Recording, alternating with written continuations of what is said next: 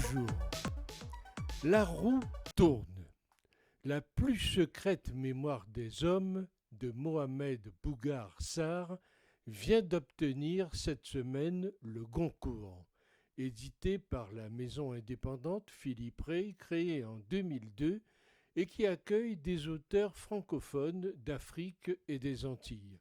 Ce prix récompense également son fondateur qui considère son métier comme un artisanat. Ce concours 2021 sonne comme une revanche des petites maisons d'édition indépendantes sur les mastodontes du secteur qui ces dernières années ont tout raflé. En décernant son prix mercredi à Mohamed Bougar Sarr, le jury a par la même occasion, je l'ai dit, consacré Philippe Rey, son éditeur, un passionné de littérature francophone né à l'île Maurice. Les mauvais esprits, persuadés que les prix littéraires ne sont décernés qu'aux auteurs des maisons les plus hardiment compromises avec le tout Paris des lettres, devront cette année reconnaître leur défaite.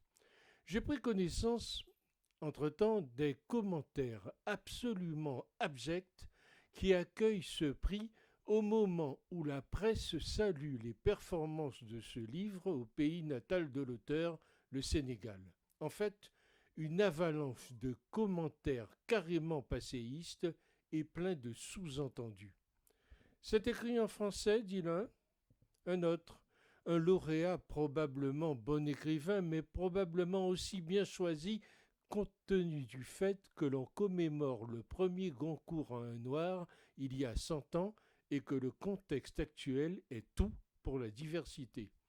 Je n'ai pas envie de littérature africaine en France, je fais juste une littérature française en France, rétorque un autre. Et d'imbécilité en imbécilité, qui n'ont rien à voir avec la saine critique littéraire, d'autres parlent d'un fascinant chef-d'œuvre dans le registre parler pour ne rien dire, et pensent que le talent semble se cantonner à une seule communauté depuis quelque temps, pour le roman, pour le sport, pour la meilleure baguette de Paris, et j'en passe. Il sort d'où ce monsieur Sarr s'interroge un autre qui n'a jamais lu le livre et qui n'a sûrement jamais écrit une seule ligne d'un essai ou d'un roman parlant de cet auteur qui, à part avoir un nom de footballeur et être dans l'air du temps, le laisse perplexe, car on est, dit-il, dans une nouvelle avancée de la discrimination positive chère aux Walkers. Il a la bonne couleur du moment. Si en plus c'est un fidèle, il a tout bon, conclut un autre. Pour tous ces lecteurs, c'est grandeur et décadence de la valeur de ces prix littéraires. Après Angot, voilà un palmarès qui se rapproche plus de la mise en valeur des minorités que de la valeur réelle de leurs écrits, disent-ils.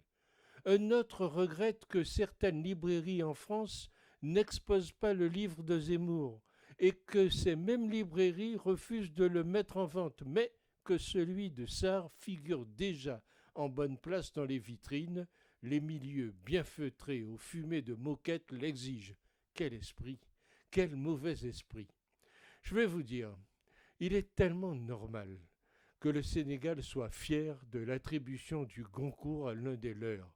Et il est très dommage que cela ouvre la porte à des appréciations exacerbées, tant dans le positif comme dans le négatif.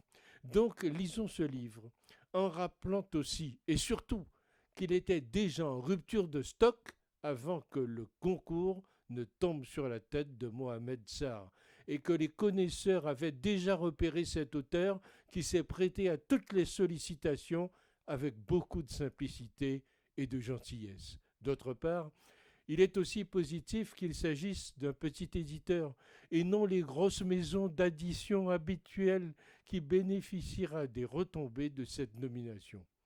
En lisant tout cela, on a envie de vomir, mais on aurait tendance aussi à penser que le français moyen est persuadé que le patronyme et la couleur de peau peuvent rendre une personne incapable de création artistique.